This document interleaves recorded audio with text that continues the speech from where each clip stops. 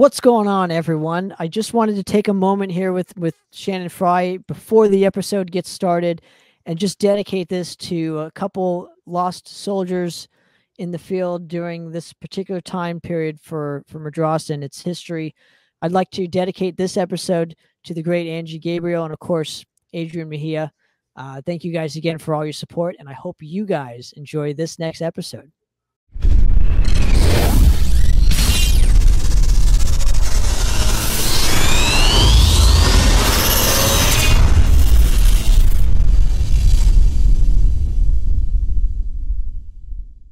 What's going on, everyone? Welcome to another episode of Poppitt's Corner, a very unique and special one. It's going to hit closer to this side of the table today, but I'd like to bring back on the show, of course, the one and only, my good brethren, the other hostess of the mostest, the one and only Mr. Shannon Frye. Shannon, how you doing today, sir? Thanks so much. Hey, how you doing, Tanner? Right on. Hell yeah, man. Should be a fun one today. So why don't we do this? Because we did get to interview Alejandro Pelaez last week on the particular, reissue of Into the Aquatic Sector, which I do have in my hand right there. What I thought we would do today is just either just talk about all the stuff that maybe we didn't get to during that specific episode, like maybe go through song by song basis and the origins of certain parts, or what I was thinking during this kind of era of my musical growth, as it were, just to kind of touch upon the players that were involved with this and just have some fun, tell some stories. And so if you're ready, man, I'd love to get started with this. Absolutely. Well, let's start from the very, very beginning.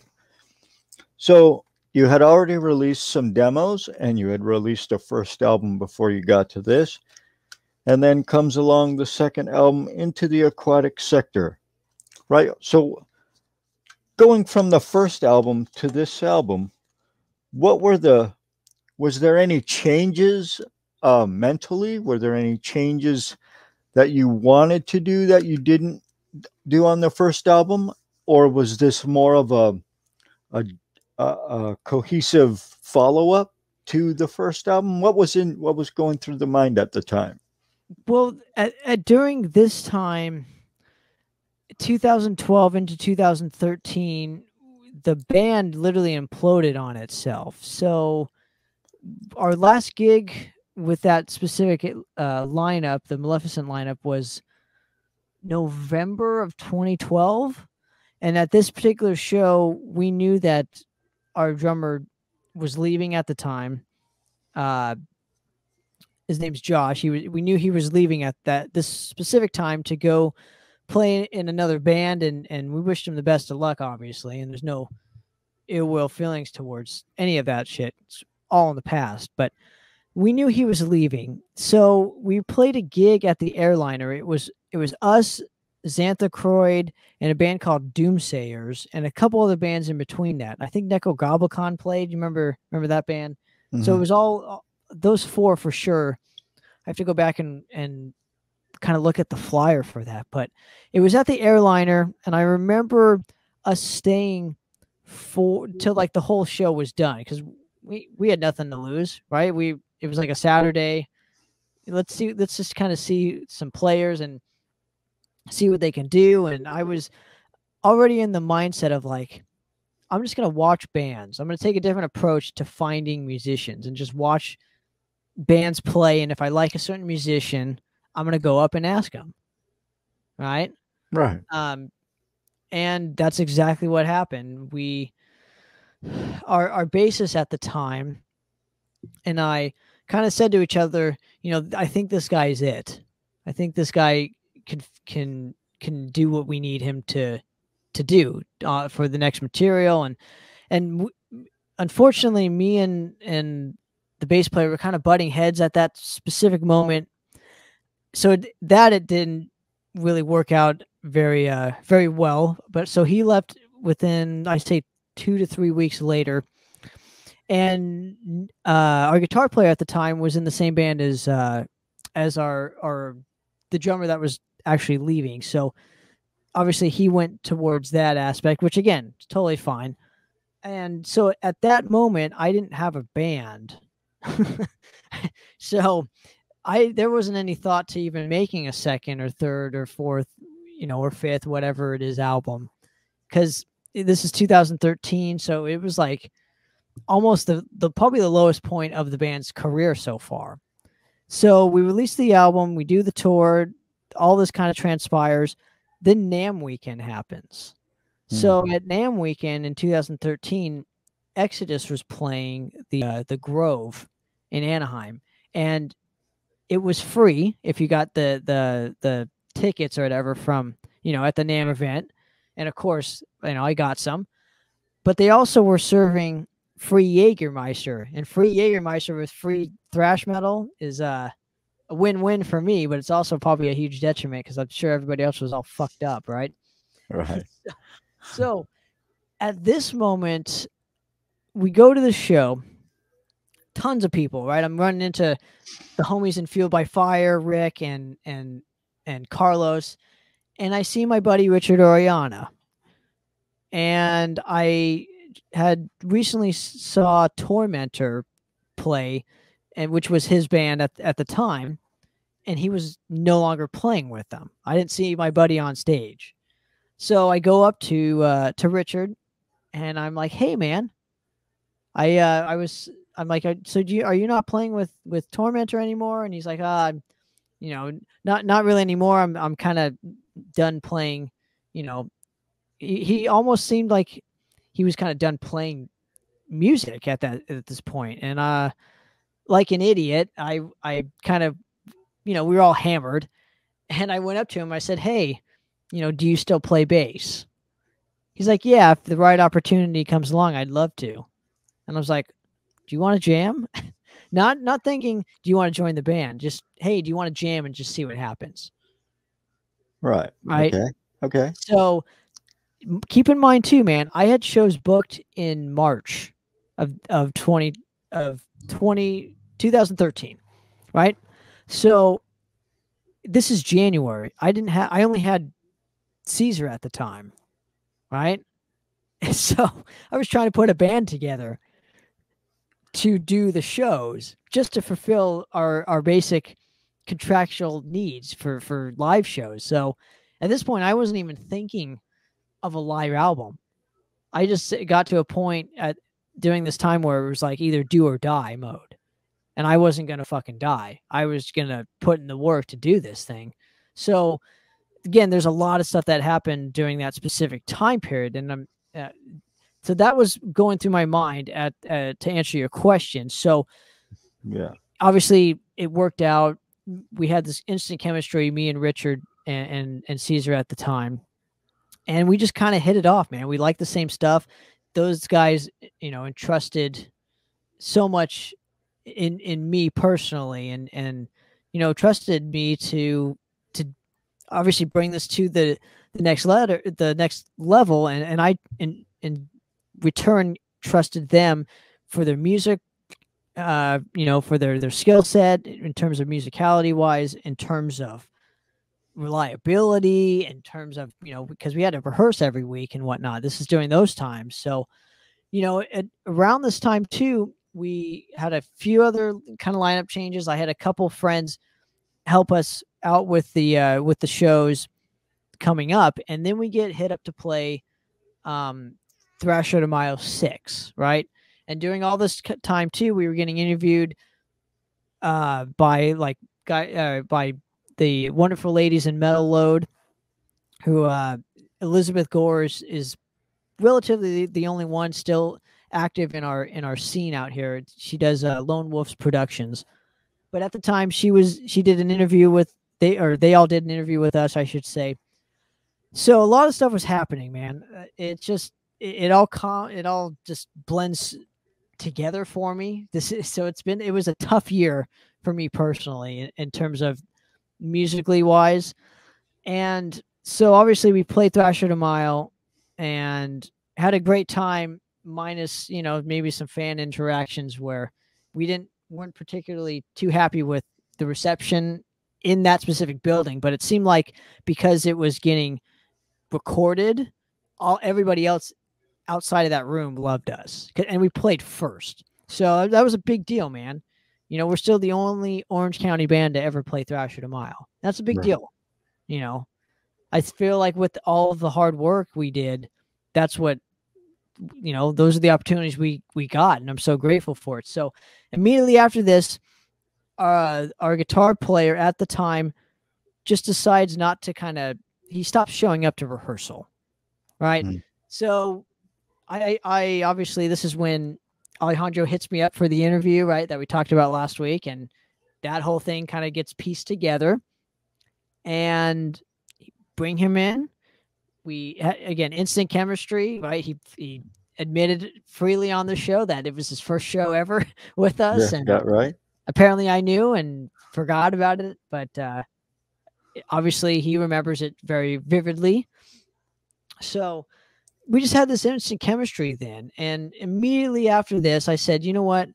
We're going to make a second record. We're going to make a better record than our first album. And I'm going to show these ex members that I could do this with or without them. Right. Mm. So I'm not trying to be bitter about this. This is just the mindset I was in 2013, 2014, where I was really pissed. I mean, if you listen to the Into the Aquatic Sector record, the material is very angry. It's all over the place. It's very technical. And I wanted to prove to myself and them that you know, I'm going to make a better record. You watch and see. And I don't know if that's the case. That's a little bit, you know, I leave that up to you guys. But in that sense, I was like determined to make a better record just for myself. So it was nice to have a team behind me, and like I said, that instant bond. They trusted me, I trusted them, and this is the result of that. You know, with guys like Peter Demore, obviously with Alejandro's connections, and you know, us working with Adrian Mejia at the time for our photography, and Alejandro Leon with the artwork. So I was fortunate to have a team, and that's really what this encapsulates for me personally, is that the trust and having a team behind you. So in terms of that, that's kind of where I was at, mentally speaking, on a musical level. Okay, okay. So as you're writing the songs, now before we go too deep into song by song, but in general, as you're writing the songs, would, like, for example, some of the album is a concept, okay, where the other songs aren't, but half of it is. So what I'm getting at is this something you had already decided as you're writing the songs, or did the concept come as the songs were being written? So okay, Yeah. go ahead. Yeah, go ahead. No, go ahead. Go ahead. Because Okay. I can add on later. Go ahead. Okay. So at this point, to answer your question, I already had a story particularly in mind because of how angry I was at what just transpired earlier that I mentioned.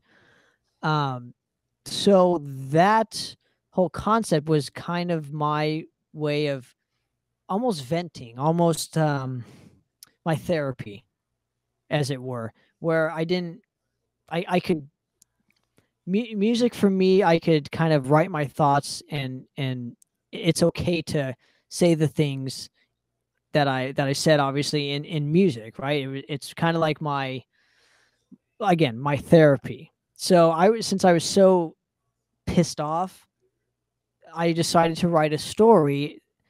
How, you know, I'm not particularly huge on you know, people in general, right? I love individuals, but I hate people.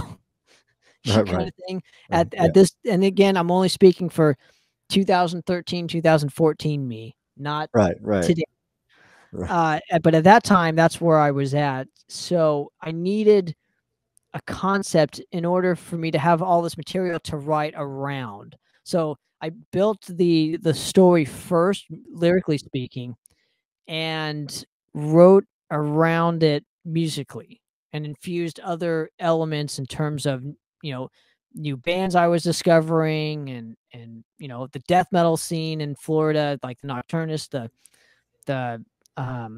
I don't know, Morbid Angels, the Deicides, Cannibal Corpse, even though they're technically not from Florida, but and then Atheist. yeah, Atheist. exactly. Okay. Yeah. Cynic, and bands like Pestilence from the Netherlands.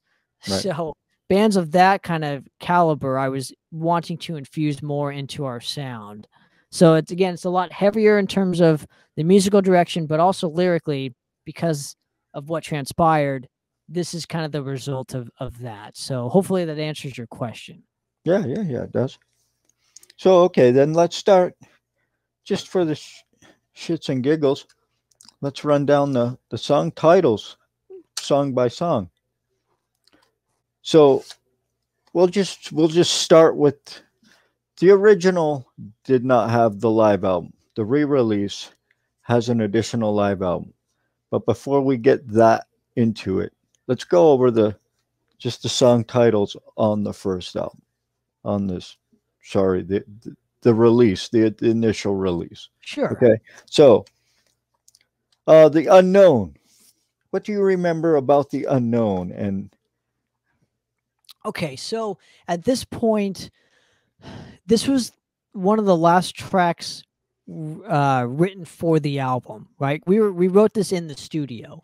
Me and Peter Demore sat down and he helped me construct this piece that would later start the album. And I remember specifically telling him I want to do a keyboard piece on this to help, set the tone, set the mood for what's to come, right? I think he does a good job of that. And so he helped me piece it together. He added in like Mike's laugh at the end of the song, right? That's Mike Abominator. right, So we put him in the Unknown, and I didn't have a title for the song.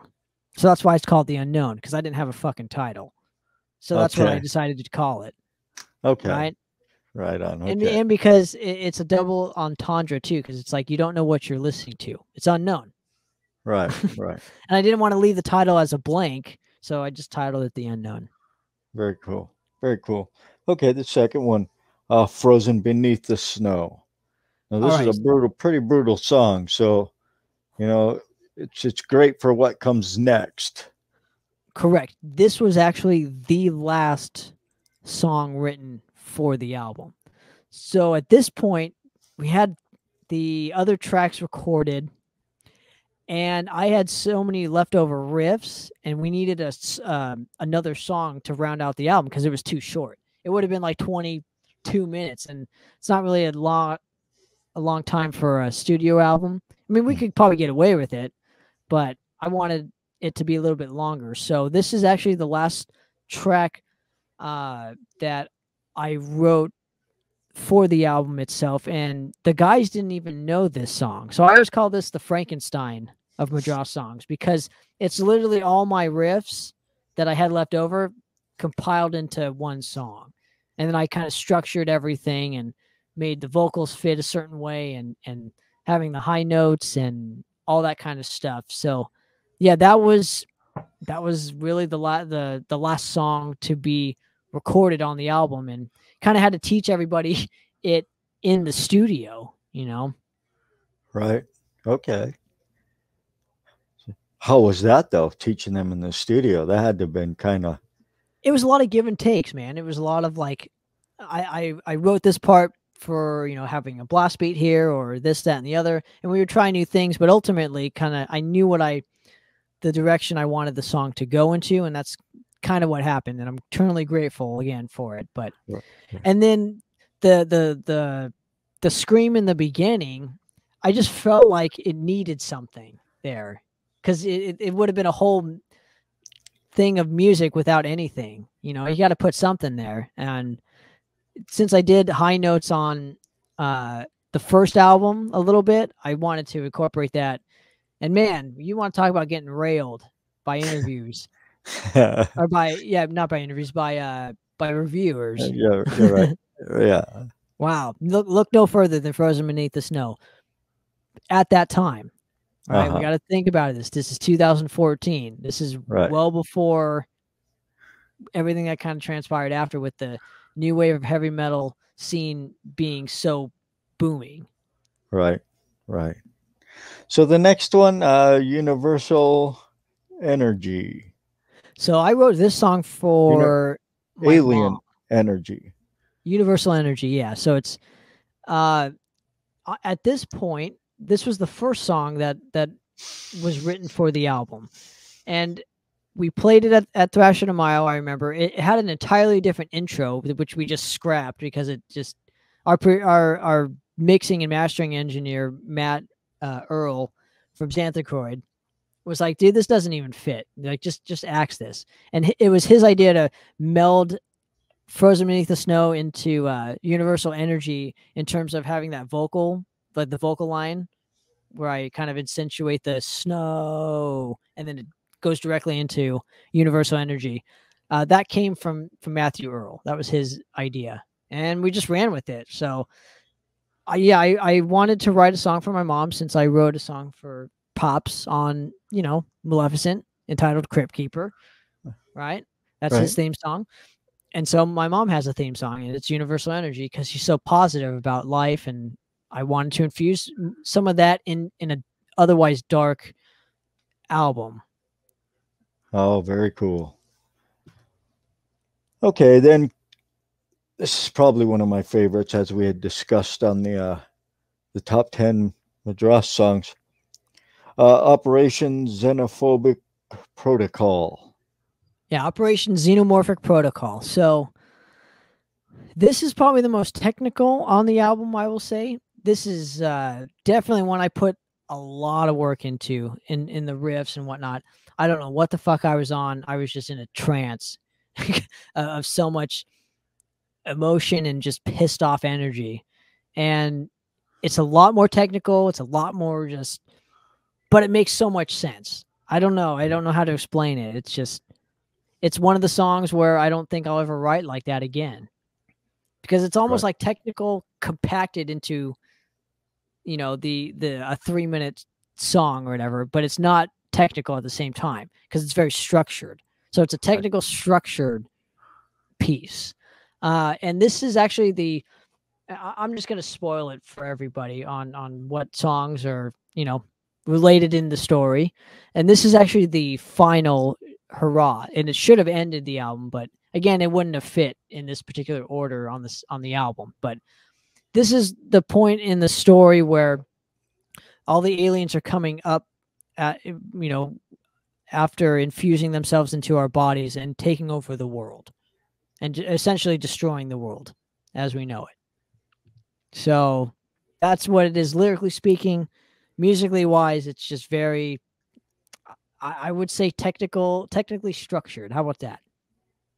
There you go. All right, well, then comes up the Oceanic Prelude. Right, which Alejandro talked about on the previous episode. So if you want to hear more about that song, I guess I'll leave a link in the description. Is that what people do now? Fuck it. Just go back and listen to the episode. How about that? Right. Okay. So then we go to Subterranean Nightmare. Okay.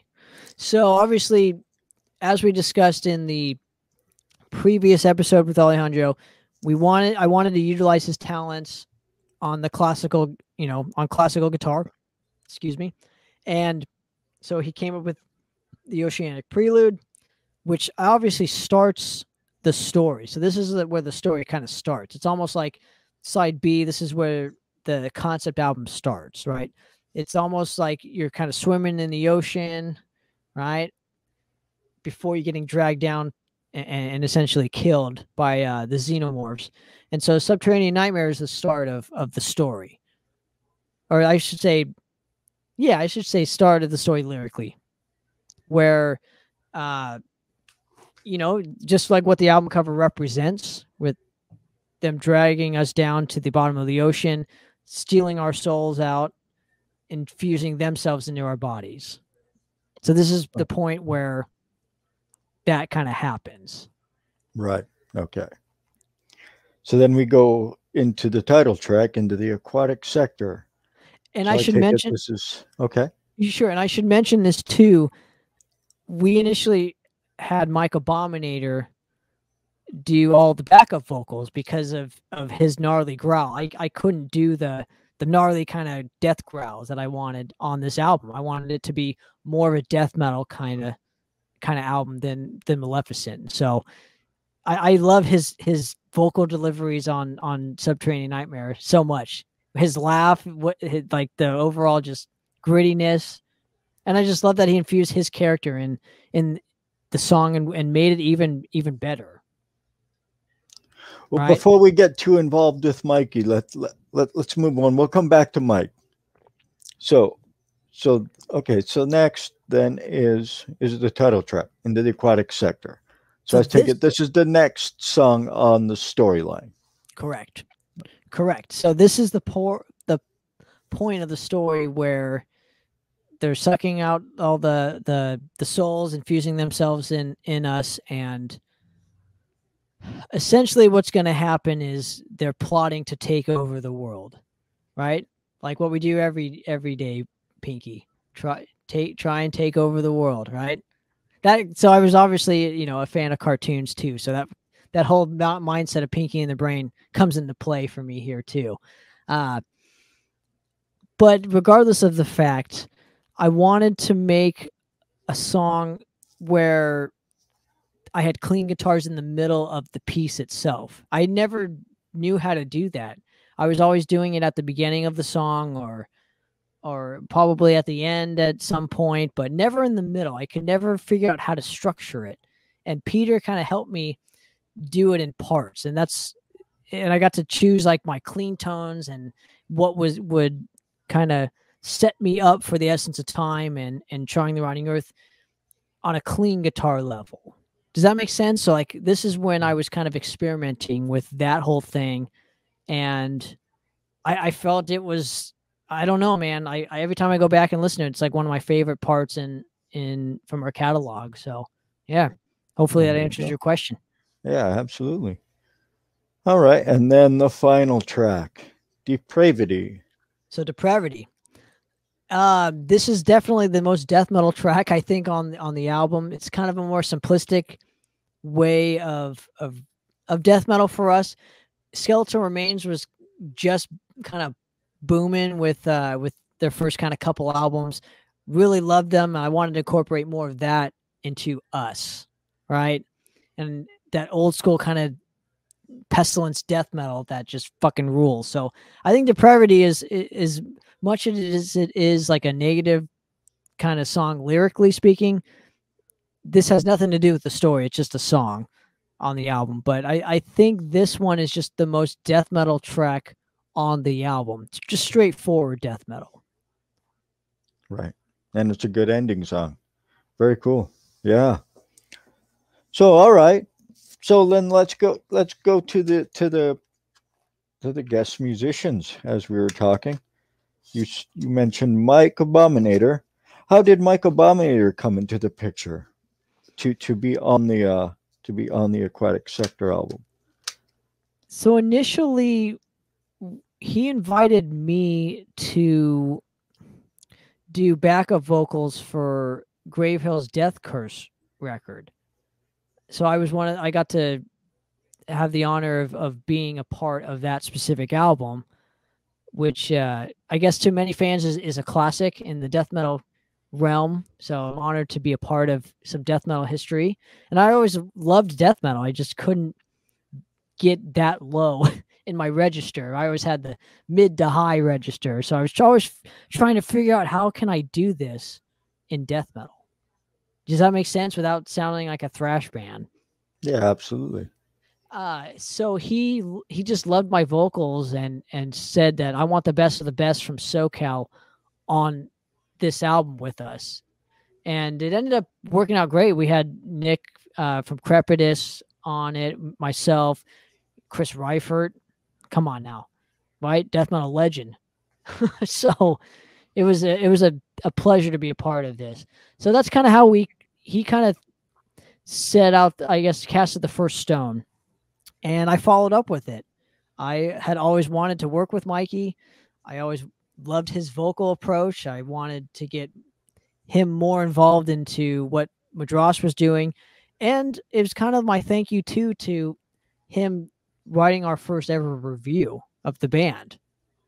Because at that point, man, it was tough. It was tough getting people to notice you. And Mike didn't have to do that for us. He didn't have to write for Metal Maniacs and write a killer review and help me with so much, getting all the contacts together. And he didn't have to do that. So this was kind of my way of saying thank you, but also utilizing his talents to fit what I wanted this album to go, or where I wanted this album to go, which was more of a death metal style anyways.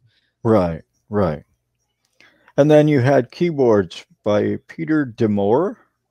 Yeah, he's the producer. He was him and I were working on that. Obviously, The Unknown has some keyboard aspects, and then Oceanic Prelude has it as well. We put some ambient track over it, so I got to give credit where credit's due on these things. Right. I'm a stickler for it, Right. Okay. So then you were doing some touring and whatnot, and out of the, whether or not it was on the tour, but you were able to include a bonus disc on the reissue through No Life Till Metal Records. And this is a live album called Live Aquatic. So tell us a little bit about how the live album came about. Sure, man. So this was well after the tour. So we initially had done 2 tours on this run. We did one with the Aquatic lineup, all 4 of us. Only played about 6 or 7 shows, I want to say. Maybe 8 or 9, maybe. Because we had so many dates that weren't filled. But we still had a great time. It was like a nice vacation almost. Learned a lot about each other and a lot about what not to do and what to do on the tour. So in terms of that, it was a great learning experience. And we get back, obviously, still doing some shows. Alejandro steps aside for schooling because he was going to school to study classical music and be a classical guitar player, right? And of course, school is very important, absolutely. Right. So nothing but respect and love there. And I remember the day he told us, I took him aside and said, look, we're not going to have any bad blood. We totally, support your decision and looking forward to seeing what you do and let's hang out. Right. So I never wanted to have bad blood with anybody, and especially with this lineup. So definitely made sure that we didn't burn any bridges. Mm-hmm. It was a mutual understanding, and he wanted to go to school. We had to respect that. And so obviously with my kind of years of knowing Big Cat and him doing the first tour with us in 2012 with one of the other bands and whatnot. So I knew that he had the chops to do it. And I always wanted to work with Big Cat. And I just thought that it could give him some other opportunities and he can create opportunities for us, man. And boy, oh boy, that was a great decision because he came in and right as before that, we knew that this tour was happening with Brain Dead. We've had a couple guitar players after Alejandro. One of them, they couldn't do it, so we brought in Big Cat to do it. And the chemistry, again, it just fits so well, man. Between me, him, and Richard and Caesar, it was a no-brainer. So that's the lineup that recorded the Live Aquatic record, which was just a one-off show in 2016 at D Piazza's. And I always can't stress this enough. I think it's really important to have soundboard recordings of a band, of your own band, to have extra material in the vault that isn't released that you can use for maybe some reissues coming up, or save it for a 10-year anniversary of the record and release that. It's always, I think it's just always cool to have a nice little bonus for a band. Right. As a diehard fan of bands and whatnot, if your band, if Avenger of Blood released a live album that was a soundboard recording, I'd be all over that. I'd be like, I want that in my fucking collection. Oh yeah, no brainer. You know what I mean? Right. And a lot of bands don't utilize that. They don't utilize, we're paying an extra $10 to have that recording on a CD from the soundboard, because a lot of venues offer that, and Deep Piazza's always offered that for like $10 or $15, and it was like no brainer. Here you go. So I always knew that I had this in my vault for years and years and years and years, and not even with the intention of ever releasing Into the Aquatic Sector ever again. I was done with that. You know what I mean? Right. With whatever transpired, I was done. I wanted to move on and possibly never release it. It's like, if you had it, great, hang on to it. But obviously when Scott approached us of doing this, it was like I had learned and grew as a human being at this point. And it was like, why not? What do I have to lose? Right. Gaining a whole new fan base for a record that's long out of print. Let's just see what happens. And I pitched him the idea after him asking us. I was like, well, I have this live record in my vault. Do you guys want it? Because I had to, edit it and put in WAV files and all that other stuff for Rob, who did a great job on the remastering for this album. And it was like, why not? And they offered the 2 CD set, and I thought it was a great idea. And I've been reading a lot of people's, comments on how well the live album sounds, because it's very raw. I wasn't sure how well it would translate to the world, because it's not perfect, dude. It's warts and all. Nothing I can do about certain levels of this, that, and the other. But it ended up working out great, It does. It sounds good. The live album does sound good. Who knows? Maybe I'll do a cassette only release or something of just the live album. Why not? There you go. What do I have to lose? Do a split with Avenger of Blood and just put live tracks on each of them. There you go. I think we should do that. Right? Be like Live Blood. Boom. Just put fucking, Avenger of Blood on one side, Madrost on the other. Right. Just only live songs. That'd be awesome, man. Yeah, that would be. Just having cool stuff like that is very important for me as a fan of bands in general. Right.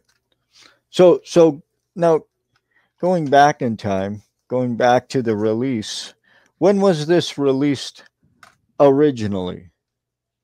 Do you remember the date? So there's 2 dates. Remember how I mentioned that the album had come out, but it was a demo mix? It wasn't the actual, I wouldn't consider it the original. I would consider it the demo, which came out in June of 2014. Had it remixed, remastered, we edited all that fun stuff, and it came out on September 23rd, 2014. You have to correct me if I'm wrong. I'm terrible with dates as far as that goes, but definitely September of 2014. And I remember the initial reaction for it was kind of lukewarm, man. It was really but it was also the start to me doing PR at that time and learning how to promote it properly. And we didn't have podcasts readily available, It was hard to get interviews, and thankfully I was doing KTST at that time, so I had my own radio show with Benny the Breeze that I could promote it there, and Andy Ford up in LA that was giving me opportunities that no other radio station was at that specific time. So I would go on his show all the time to promote it and just grassrooting it, man. It's just, it starts with the grassroots level. Yeah, it does. So, all right. So then 2021 happens and it's re-released. And the artwork was completely redone by Tony Cole. Now, how did Tony Cole come into the picture? And although it's the greatest decision I think a lot of people can make, especially this artist doing this cover, I think this cover, I wish I could show mine here, but since mine has your all's autographs on there, so just totally spoil it for but you. this, yeah, but this is amazing, man. Well, thank you. I appreciate that. And Tony Cole needs more. Tony Cole needs more recognition as well because he's an amazing artist. Dude, I fully agree with that statement. So initially, we released Maleficent, a reissue of Maleficent, in 2021, which I think you were referencing with the 2021 date. But so that did really well. Like that sold a lot of copies for the label, to my knowledge. And I was kind of informed, well, if Maleficent does well, we want to do it for, the same thing to Into the Aquatic Sector, right? Which obviously came out in 2022. So yeah, sorry, I got my. I thought it was late 2021. So okay, I'm sorry. No, all good. All good.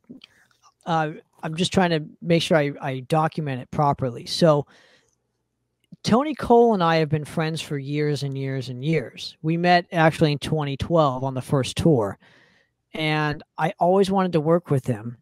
And I had him on my radio show to help promote his artwork, and I didn't know how easy it was to work with such high profile artists and bands and producers. I thought it was difficult to try and reach those people. Do you know what I mean? Right. So as a band, as a player in a band yourself, reaching these people that you kind of have always wanted to work with, it was like, wow, that's so easy to do. It really? Okay, let's do it, And so we initially worked with him on The Essence of Time and then Trying the Rotting Earth. And he had always wanted to redo the album cover. He always told me, like, this album cover is terrible. And it was kind of my opportunity, or our opportunity, to work together again and do something cool. And it's like, okay, you think the album cover is terrible? Let's see what you can do. And it was basically that. That's what we got. That's what we got. And I'm honored. And of course, if you have the original cover, that's great. But I only want to press this album now with this particular cover, because this to me is the album cover. Right. You know what I mean? Yeah. So, and me and Tony just have a great working relationship together. We've built a friendship, and just, he understands how I work and I understand how he works. Again, that team mentality, man, you got to have it. It's super important to me. Yeah, it is. And obviously we're working on a project as we speak, which we will get more into at a later date, but I only want to work with Tony Cole on album covers and whatnot. Yeah, very super cool. fun, super easy to work with. He knows what I want, and sometimes he doesn't know what I want, and he'll just do something, and I'm like, cool, can you add this, this, and this? Oh yeah, no problem, and it's done. So I don't know, man. Yeah. I can't get much easier than that. I don't have to, it's not like pulling teeth or whatever with the artist. So right. But and I gotta mention this too, man. Working with Adrian Mejia on the photography that we talked about last week, super crucial, super honored to know that we were one of the only bands to work with him in terms of shooting our photography for an album, because he would do live shots, he would do live videos, but I'm talking in terms of working with him intimately on this specific cover and just getting these kind of shots, man. Every time I see that, it brings a tear to my eye that I can't go and hand him a couple albums. Say, here you go, man. Look what we did. But I know he's watching. wherever he is, and he's super proud, and knowing that his legacy is enshrined in this too, man, can't go wrong. Right. Very cool. But I'm curious to hear from your perspective the legacy of this album. Has it left anything in terms of you as a listener?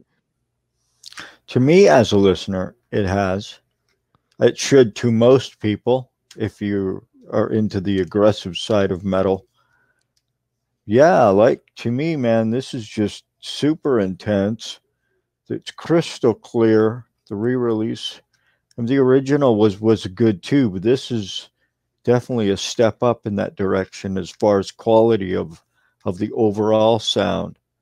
I think the songs are amazing. I think the flow of the album is great, and I think if you haven't heard it, you need to. Those that have heard it, man, keep buy another copy.